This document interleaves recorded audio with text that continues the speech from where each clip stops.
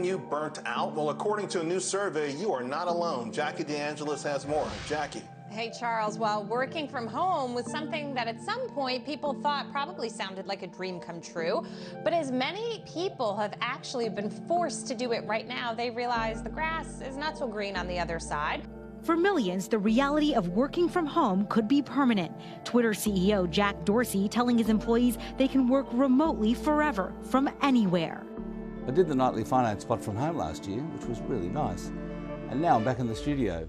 But a lot of people are still working from home permanently, either because they can or because their employer doesn't want them back in the office. At the start of the pandemic, working from home might have felt like a welcome change. Now, with longer days and less interaction, some employees are starting to feel burnt out. COVID-19 has totally changed the way corporations work around the world, as many have actually had to send their workforces to their homes to actually work. And this has really had a profound change in terms of how businesses operate. It's also changed how digital infrastructure is built and used around the world. And it's really also changed what's happened with executives and employees with work-life balance. So we're going to spend some time talking about what does it mean, this working from home, and what will happen post-COVID. Will this trend continue? Or are we going to go back to face-to-face meetings and people flying around the world and spending time with each other one-on-one? And so what we want to do is hear from a few of our key leaders and get their perspective after 12 months of this, what they think will happen after the COVID era ends. So I'm very, very excited to start with our first speaker today, Dan Caruso, former chairman and CEO of Zayo, and now the acting CEO of ColdQuanta. I think it's going to be this way of life that we've sort of created with you and I talking over Zoom. And do you think it's here to stay, or do you think we're going to, what does the world look like when we get everyone vaccinated and we're sort of back to normal? Do we keep this sort of hybrid worlds and where people work all over the world, or are we back to everyone sitting in an office again? Oh, I think the world's fundamentally changed, and I think that's permanent. And I think different companies are going to have different strategies. If you're a more traditional company, frankly, it's going to be hard to have all your people work from home. I don't know that conventional companies will know how to do that. I think they will feel compelled to have their people come into the office more, maybe than full time, in order to feel like they're getting appropriate engagement from their employees. So I think that's one end extreme. I think the other end extreme is maybe companies are going to say we don't need offices anymore. And once in a while that might work, but I think in many cases they're going to realize, that's probably too extreme. Yeah. So I think a competitive advantage will go to those companies who can figure out how to attract employees who are talented, and who a lot of the talented employees aren't going to come to the office every day. They just won't work for a company that requires them to do so. But how do I attract those employees, give them the work environment they're looking for, but not be unproductive because you lose your culture, you lose your connectivity. I think some companies are going to fail miserably at that. They're either going to fail miserably because they require everyone to come to office, and they're going to lose their good employees who are going to go somewhere else. Or they're going to say, you don't need to come to office at all, and they're going to lose their culture, they're going to lose their connectedness, and they're going to get left behind. And even companies who are in a hybrid mode, they're going to have to get that dialed in, and some will, some won't. So I think it's going to be a competitive differentiator. I think culture is going to matter that much more. The purpose of the company, how people in the company view one another. Do they really committed to work with one another, and can they figure out what their goals are? I mean, it's going to have to be self-driven, and some companies are going to dial that in, and some just aren't.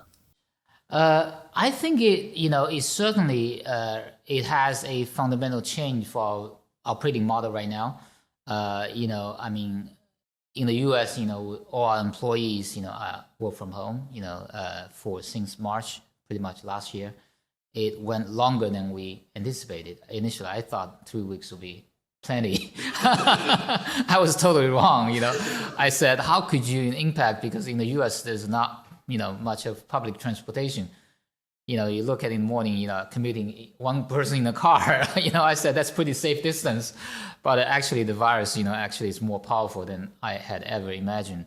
But I think the future, the way we work and communicate and collaborate, I think, Zoom and all this distant, kind of collaboration technology will be part of the life. Yeah. And I think there is benefit of that. I mean, we are rethinking of our office, in the US, and what's the future office going to be? Do we really need everybody come to, office and fighting the traffic every day? Well, look, we got our job done. Our revenue's up. Yeah. We didn't lose a beat, But Bill, as I think about it, look, I think there's a few things that are clear to me. One, the new normal will be different than the before normal. There's zero doubt in my mind about that. We will be in flexible work environments going forward. So I think we're gonna have a new normal where it's much more of a hybrid or flexible work environment. To drive this forward. So this acceleration of the digitalization that's occurred, right, of the migration, whether it be to the cloud or video conferencing, et cetera, this whole acceleration that COVID has caused in terms of companies and people getting comfortable with this digitalization, and I use the term loosely, that trend I don't think is going to stop. Many people say we're going to go to sort of virtualization of everything. Virtualization is the buzzword. What do you think of virtualization, like even with data centers? Right.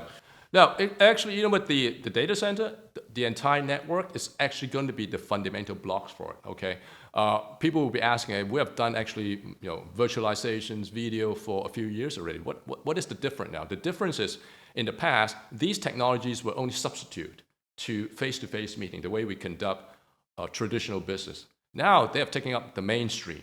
They are basically displacing the way we do things in the past. And going forward, these technologies becomes mission critical because the way we do transactions, the way we do conducting business, we don't shake hands anymore, but then we just basically acknowledge each other over the Zoom or team call.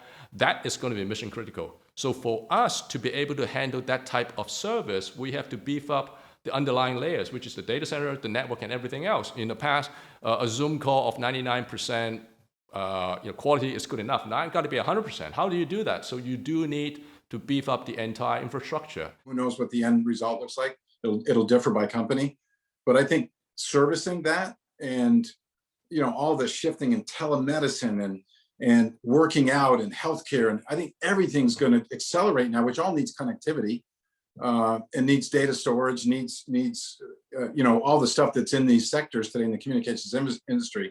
I think we're lucky to be in this segment today. I just don't see it ending. You look at the secular macro trends, I don't care which one you pick, we play at the intersection of all those trends. That's a pretty unique place to be. On that note, I think we can summarize that we in the telecom industry and the ICT industry are going to be very, very busy over the years to come. Work from home is a reality. This new way of using digital infrastructure to bridge the work life to the office life, I think is here to stay. And we're very, very excited about what that means for our industry. And we've gotten some great perspectives from some of the key leaders around the world on this. So thank you very much. This is Digging into the Future.